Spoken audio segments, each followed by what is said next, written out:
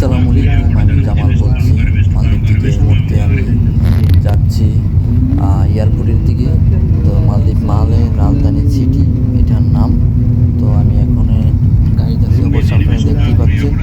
তো এইটা হলে যে এটা মাঝি মাগু বলে মালদ্বীপের ভিত্তি, মানে একটা যে মেইন নাম করা মাগু, মেইন মাগু মালদ্বীপে মাগু। এটা মাগু মানে এটা একটা রোড, একটা বিশাল একটা হাই রোড এটাই। আর আরেকটা হাই রোড আছে, তবে এটা একটা মার্কেটিং হাই রোড। দুই পাশে অনেক ব্যবসা বাণিজ্য, অনেক দোকানপাট, সর্বকিছু মার্কেটিং এই জায়গায় করা হয় এই মাঝিমাগু এসে। অবশ্য আপনারা দেশ থেকে যে সমস্ত ভাইয়েরা আসবেন দেশ থেকে, তো কিছু কেনাকাটা করলে আপনারা এই মাঝিমাগু আসে অসংখ্য দোকানপাট আছে, কিনতে পারবেন। তো এই মুহূর্তে আমি যাচ্ছি যেহেতু এয়ারপোর্ট।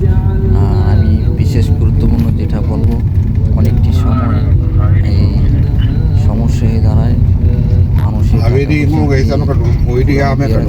আসার জন্য বা নতুন করে দিবেন। অবশ্য আশা করি সামনে জানুয়ারি মাসের দিকে একটা কিছু হবে। তো আগে আমরা একটু দেখি কি হয়।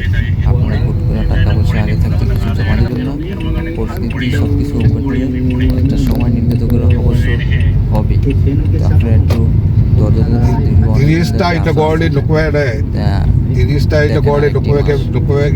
আরেকটি কথা বলতে চাই, দয়া করে আমাদের বাংলাদেশের ভাই ও বোনেরা, ছোট ছোট ভাই বোনেরা যারা স্কুল লাইফে আছেন, আপনারা ইংলিশ ক্লাস করবেন। ইংলিশ ক্লাস করতেই হবে। দেখেন অনেকজনই কোনো ক্লাস 9-এ পড়ে, ক্লাস 8-এ পড়ে, মেট্রিক পড়ে, কিন্তু ইংলিশ শব্দ জানে না।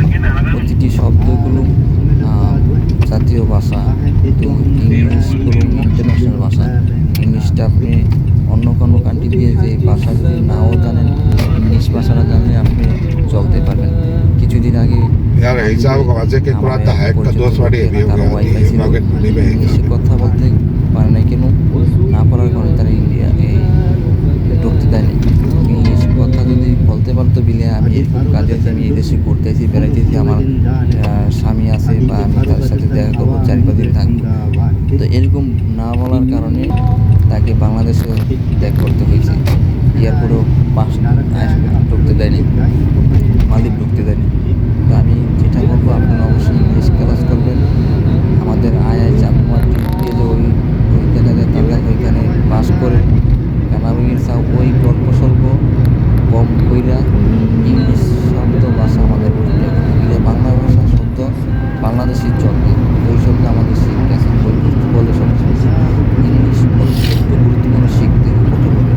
আজকে মধ্য কান্ট্রি দেশ নেপাল, সিলিপিন, অন্যান্য কান্ট্রিগুলো আমরা ইংলিশ ধরো পাই। এই দেশে মালদ্বীপের ছোটো ছোটো বাচ্চাগুলো 6 বছরের 5 বছরের বাচ্চারা ইংলিশ ধরো কথা বলে।